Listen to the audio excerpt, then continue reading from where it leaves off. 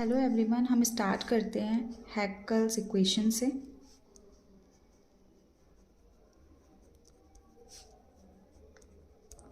Basically सबसे पहले हमें बेसिक का पता होना चाहिए। हैकल्स इक्वेशन समझने के लिए सबसे पहले हमारे बेसिक्स क्लियर होने चाहिए। तो हमें पहले ये पता होना चाहिए कि पहले कुछ चीज़ें हैं, कुछ बेसिक कॉन्सेप्ट हैं, जैसे कि डिफॉर्मेशन क्या होता है, स्ट्रेस क्या होता है, स्ट्रेन क्या होता है। तो सबसे पहले हम स्ट्रेस से शुरू करते हैं। स्ट्रेस क्या होता है?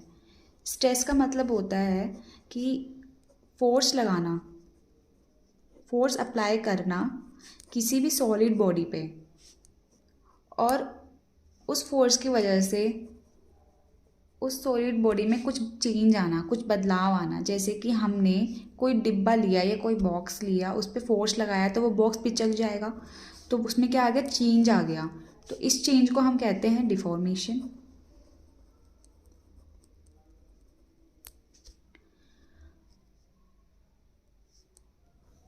डिफॉर्मेशन दो टाइप का हो सकता है, या तो प्लास्टिक डिफॉर्मेशन हो सकता है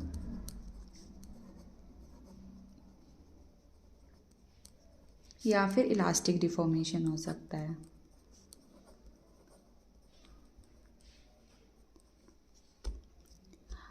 अब मैं आपको ये बताती हूँ कि ये जो फोर्स हमने लगाया इसे हम कहते हैं स्ट्रेस, और जो ये चेंज आया है इस फोर्स की वजह से इसे हम कहते हैं स्ट्रेन।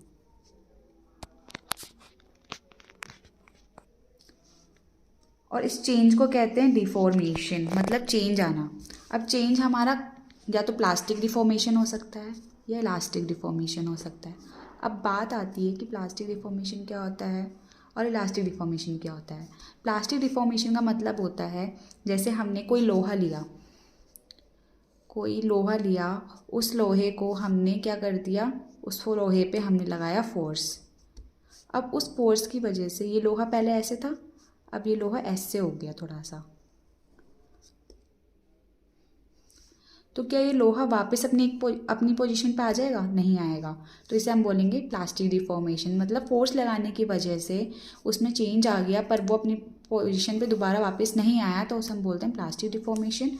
अब इलास्टिक डिफॉर्मेशन क्या होता है? जैसे हमने एक रबड़ ली, उस रबड़ को हमने इधर से भी खींचा और इधर से भी खींचा, मतलब दोनों तरफ से फोर्स लगा रहे हैं हम, इधर से भी और इधर से भी।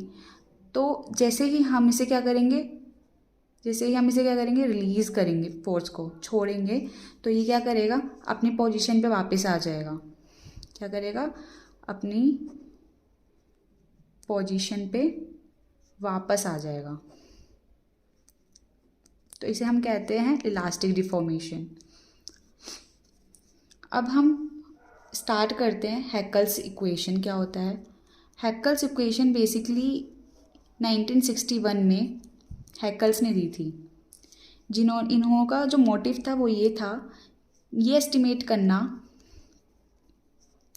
कि अगर हमने कोई कंप्रेशन लगाया या कोई फोर्स लगाया तो हमारे पाउडर में कितना वॉल्यूम रिडक्शन हुआ। जैसे हमने एक नमक का डिब्बा लिया, और जब हम नया नमक का पैकेट लेकर आते हैं और उस नमक के पैकेट को हमने इस डिब्बे में डाला, तो मान लीजिए कि ये जो वॉल्यूम है यहाँ तक भर गया, लेकिन जैसे ही हमने उसे टैप किया तो क्या हुआ? फोर्स लगाने की वजह से वॉल्यूम हो गया इतना, फोर्स लगाने की वजह से वॉल्यूम हो गया इतना। तो अब ये जो एस्टिमेशन है ये कौन करेगा? हम हैकल्स इक्वेशन की हेल्प से कर सकते हैं कि कितना वॉल्यूम रिडक्शन हुआ कंप्रेस करने की वजह से।